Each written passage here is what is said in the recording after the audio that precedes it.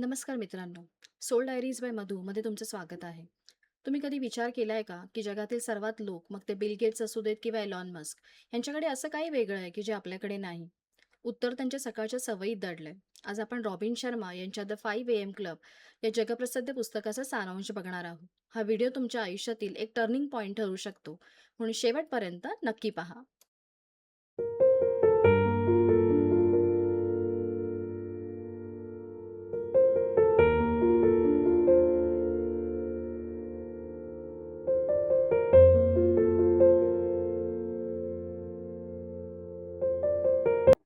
मित्रहो, या पुस्तकाची सर्वात मोठी खासियत म्हणजे हे कुठलेही कोरडे सेल्फ हेल्प पुस्तक नाहीये, तर ती एका रंजक कथेच्या स्वरूपात लिहिलेली प्रेरणा आहे. या कथेत 3 मुख्य पात्र आहेत, ज्यांच्याशी तुम्ही स्वतःला लगेच जोडू शकाल. पहिली आहे एक महिला उद्योजक, जिने आपलं सगळं आयुष्य आपल्या बिझनेससाठी दिलंय. पण आता तिचा बिझनेस धोक्यात आलाय. तिला प्रचंड मानसिक त्राण किंवा स्ट्रेस आहे आणि तिला असं वाटतंय की आता सगळं संपलंय. आपणही अनेकदा कामाच्या ओझ्याखाली इतके दबून जातो की आपल्याला रात्रीची झोप लागत नाही आणि सकाळी उठल्यावर उत्साह वाटत नाही. तीही काही अशाच परिस्थितीमधून जात आहे. दुसरा आहे एक कलाकार, जो खूपच टॅलेंटेड आहे, पण त्याला हवं तसं यश मिळत नाहीये. तो आपल्या आयुष्यामध्ये खूप विखुरलेला किंवा डिस्ट्रॅक्टेड आहे आणि त्याला आपली एकाग्रता साध्य करता येत नाही. आपल्याकडे आपल्यापैकी अनेकांना नवीन गोष्टी करायच्या असतात, पेंटिंग, गाणं किंवा एखादा छंद. पण वेळेअभावी किंवा आळसामुळे आपण ते करू शकत नाही. हा कलाकार अगदी तसाच आहे. हे दोघेही एका पर्सनल डेव्हलपमेंट सेमिनारमध्ये जातात आणि तिथे त्यांना एक अजब माणूस भेटतो, जो दिसायला खूप सामान्य आहे, पण तो प्रत्यक्ष एक बिलेनियर आहे. तो त्यांना सांगतो की तुमची निराशा दूर करण्याचा एकच मार्ग आहे आणि तो म्हणजे 5 AM क्लब. तो बिलेनियर त्यांना एक महत्त्वाचं वाक्य सांगतो, जे तुम्ही तुमच्या डायरीमध्ये नक्की लिहून ठेवा. On your morning, elevate your life. तुमची सकाळ जिंका, तुमचे आयुष्य उंचावेल.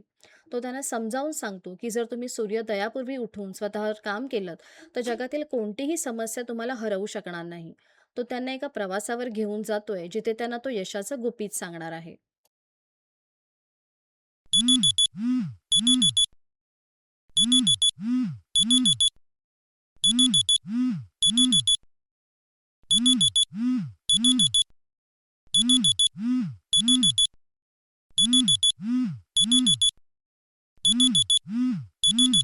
आता तुम्ही मला विचाराल, "मधू, आम्ही 5 वाजता उठलो तर खरे, पण उठल्यावर नेमकं काय करायचं हेच कळत नाही." रॉबिन शर्मा यांनी आपल्यासाठी एक जादुई सूत्र दिलंय. ते 20-20 फॉर्म्युला, म्हणजे 5 ते 6 या व्हिक्टरी आरची विभागणी आपण 3 विभागांमध्ये करणार आहोत. व्हिक्टरी आरमधली पहिली 20 मिनिटं म्हणजे घाम गाळण्याची वेळ. झोपेतून उठल्या-उठल्या आळस झटकण्यासाठी शरीराला हालचालीची गरज असते. त्यामुळे मेंदूमध्ये BDNF नावाचं प्रोटीन तयार होतं. तसेच डोपामाइनमुळे तुम्हाला आनंदही मिळतो. जर तुम्हाला जिममध्ये जायला कंटाळा येत असेल, तर फक्त आपल्या आवडीच्या गाण्यावर 20 मिनिटं घरच्या घरी नाचा. त्यामुळे तुमचं मेटाबॉलिझमही वाढेल आणि दिवसभर तुम्हाला थकवाही जाणवणार नाही. शरीराची हालचाल झाली, आता वेळ आहे मनाची शांती मिळवण्याची. ही 20 मिनिटं फक्त स्वतःसाठी द्या. मेडिटेशन करा, जर्नलिंग करा. यामुळे स्ट्रेस हार्मोन जो असतो ना, तो कमी होतो आणि आयुष्यामध्ये तुम्ही कुठे नक्की चाललाय त्याची क्लॅरिटी मिळते. आता शेवटचा 20 मिनिटाचा टप्पा म्हणजे स्वतःची बुद्धिमत्ता वाढवणं. जग फार वेगाने बदलतंय आणि आपल्यालाही त्याच्यासोबत अपडेटेड राहिलं पाहिजे. त्यासाठी एखादं प्रेरणादायी पुस्तक वाचा, ऑडिओ बुक ऐका, तुमच्या आवडीच्या विषयावरचं लेक्चर ऐका. रॉबिन शर्मा यांच्या मते कुठलीही नवी सवय लावण्यासाठी 66 दिवसांचा काळ लागतो. पहिले 22 दिवस म्हणजे जुनी सवय मोडीत काढणं. हा टप्पा अतिशय कठीण असतं, कारण तुमचं मन आणि शरीर या बदलाला विरोध करतं. तुम्हाला 9 वाजताची उठायची सवय असेल, तर 5 वाजता उठण्याच्या पहिल्या 22 दिवसात तुम्हाला प्रचंड झोप येईल, डोकं जड वाटेल, पुन्हा झोपावंसं वाटेल. हा डिस्ट्रॅक्शनचा काळ आहे, कारण तुम्ही तुमच्या कम्फर्ट झोनमधून बाहेर येताय. पुढचे 22 दिवस म्हणजे नवीन सवय रुजवणं. हा गोंधळाचा आणि संघर्षाचा टप्पा आहे. आता तुम्ही 5 वाजता उठायला तर लागलात, पण अजूनही तुम्हाला अलार्मची गरज लागते. यालाच इन्स्टॉलेशन असं म्हणतात. आता आपण आहोत शेवटच्या टप्प्यावर. शेवटचे 22 दिवस, जेव्हा तुमची नवीन सवय तुमच्या व्यक्तिमत्त्वाचा एक भाग बनू पाहते.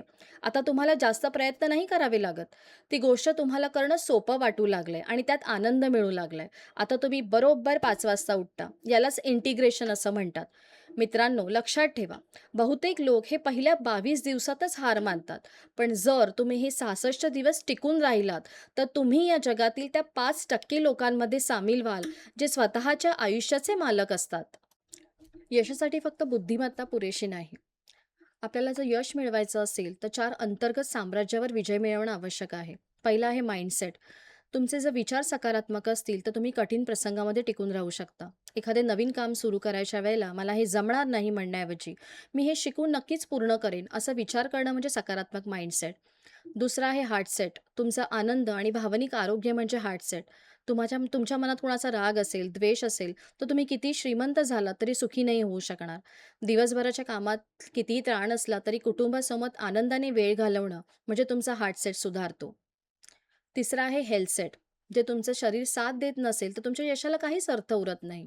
दीर्घायुष्य आणि ऊर्जेसाठी शारीरिक तंदुरुस्ती ही तितकीच महत्त्वाची आहे. 5 वाजता उठून 20 मिनिटं धावणं, योगासनं करणं किंवा सकस आहार घेणं याच्यामुळे तुमची कार्यक्षमता वाढते. चौथा आहे सोल सेट.